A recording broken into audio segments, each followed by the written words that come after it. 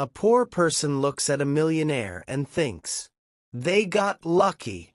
A rich person looks at a poor person and thinks, they think too short-term. And between those two perspectives exists one of the biggest misunderstandings in society.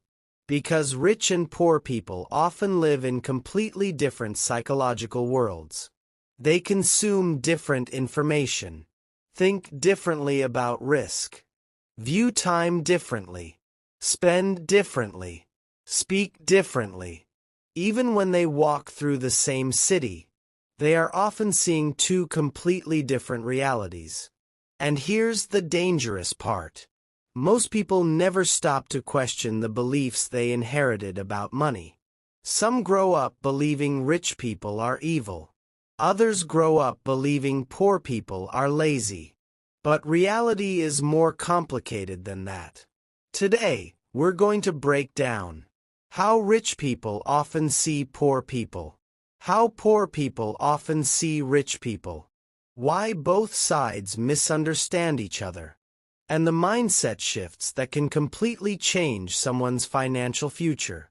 Because until you understand how money shapes perspective, you may stay trapped inside beliefs you never chose. Part 1. How poor people often see rich people. For many people struggling financially, wealthy people appear almost unreal, different, detached, privileged, and honestly, that perception doesn't come from nowhere. When someone works long hours and still struggles to pay bills, seeing extreme wealth can feel frustrating. A poor person may look at luxury cars, expensive houses, or social media lifestyles and think, no one earns that fairly. Over time, this can create resentment. Because when survival feels difficult, wealth can appear offensive. Many poor people begin believing rich people are greedy, selfish, lucky, corrupt, exploitative. And while some wealthy individuals absolutely abuse power, that belief becomes dangerous when it turns into a blanket mindset. Because once someone emotionally rejects wealth, they may unconsciously reject the behaviors that create it. Think about it. If you deeply believe rich people are evil, what happens psychologically when you start succeeding? Part of your mind may sabotage growth. Because becoming wealthy would conflict with your identity. That internal conflict quietly keeps many people financially stuck. Part 2. The hidden pain of poverty. To understand why poor people may resent wealth, you first need to understand the emotional pressure of financial struggle. Poverty changes how people think. When someone constantly worries about rent, food, bills, debt, survival, their mental energy becomes consumed by immediate problems. Long-term thinking becomes difficult. This is why scarcity often creates short-term behavior. Not necessarily because people are unintelligent, but because stress narrows focus. A person struggling financially may prioritize immediate relief over future investment. That's survival psychology. And wealthy people who never experienced real financial pressure often underestimate how emotionally exhausting scarcity can become. When your mind is constantly trying to survive the month, planning 10 years ahead feels almost impossible. This is one reason poor people sometimes see rich people as disconnected from reality. Because from their perspective, wealthy advice can sound simplistic. Just invest. Just start a business. Just think positive. But survival stress changes behavior more than many people realize. Part 3. How rich people often see poor people. Now let's look at the other side. Many wealthy people see poor people very differently. Some rich people believe poverty is mainly caused by bad habits, emotional spending, lack of discipline, victim mentality, short-term thinking. And sometimes, they're partially right, because behavior absolutely affects financial outcomes. But here's where misunderstanding happens. Many wealthy people forget the advantages they had. Better education, stable environments, useful networks, financial support, time to experiment.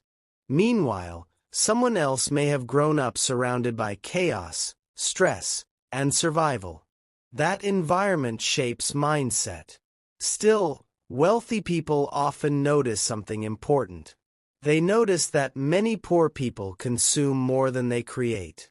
Hours spent scrolling, watching, complaining, escaping, instead of learning valuable skills or building assets.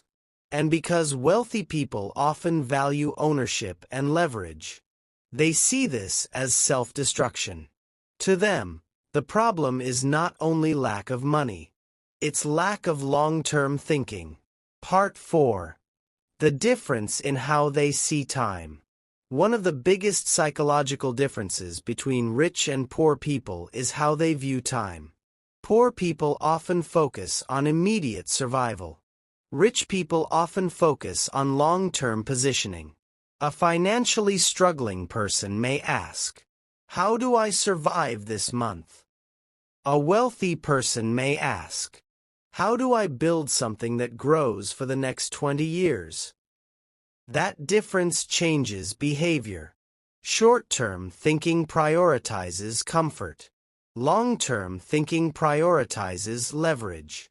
For example, one person spends money trying to feel successful today. Another spends years building systems that create freedom later. This is why many wealthy people delay gratification. Not because they never enjoy life, but because they understand compounding. Money compounds. Skills compound. Relationships compound. Reputation compounds. Poor people often see wealthy people as obsessed with money. But many wealthy people actually become obsessed with ownership, freedom, and control over time. Part 5. Both sides misunderstand each other. Here's the truth. Both sides often oversimplify reality. Some poor people assume every wealthy person cheated. Some rich people assume every poor person is lazy. Neither belief is fully true. Reality is far more complex. Some wealthy people inherited opportunities. Others built everything from nothing. Some poor people work incredibly hard. Others destroy their own potential through bad habits. Human beings love simple stories. But financial reality is shaped by environment, education, trauma, habits, mindset, opportunity, risk tolerance, discipline, timing, relationships. Reducing everything to lazy or lucky ignores how complicated life actually is. Part 6. The most dangerous thing about poverty. The most dangerous thing about poverty is not just lack of money. It's the mindset scarcity can create. Because over time, scarcity can train people to stop believing change is possible. And once hope disappears, ambition disappears with it. People stop trying, stop learning, stop risking. That psychological shutdown destroys more futures than lack of intelligence ever could. This is why mindset matters. Not because positive thinking magically creates wealth, but because belief affects behavior, and behavior repeated over years shapes outcomes. A person who believes growth is possible behaves differently than someone who believes life is permanently fixed. Part 7. The thing many rich people understand. One thing many wealthy people understand deeply is leverage. They understand that effort alone has limits. There are only so many hours in a day. That's why wealthy people often focus on businesses, investments, content, systems, teams, ownership, instead of only trading time for money. Meanwhile, many poor people are trapped in survival cycles where all energy goes toward immediate needs. That makes it difficult to build leverage. But the internet changed something important.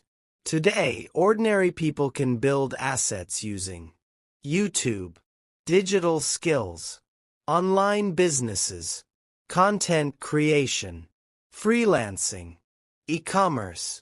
The opportunity gap still exists, but access to information has never been greater. And that's why mindset matters more than ever. Part 8. Why environment shapes financial identity. Most people inherit their beliefs about money from their environment. If someone grows up hearing, "Rich people are greedy. Money changes people," we'll never escape this situation. Those beliefs become internal programming. Likewise, someone raised around wealth may naturally believe, success is normal, investing is normal, ownership is normal, opportunity is everywhere. The environment shapes expectation, and expectation shapes action. This is why changing your environment can completely change your future. The people you listen to matter, because beliefs spread socially. Part 9. The real lesson. The goal is not to worship rich people, and it's not to shame poor people. The real lesson is understanding perspective, because money changes how people see the world. Scarcity creates one psychology. Abundance creates another. But neither side fully understands the other unless they've experienced both. And perhaps the most important realization is this: your financial future is heavily shaped by the beliefs you repeat daily. If you believe growth is impossible, you stop looking for opportunity. If you believe learning is useless, you stop improving. If you believe wealthy people are automatically evil, you may unconsciously reject wealth itself.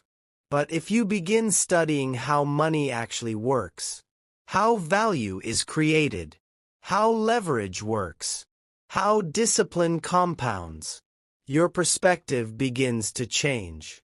And once perspective changes, actions change too. Rich people and poor people often judge each other without understanding the full story. One side sees privilege, the other sees poor decisions.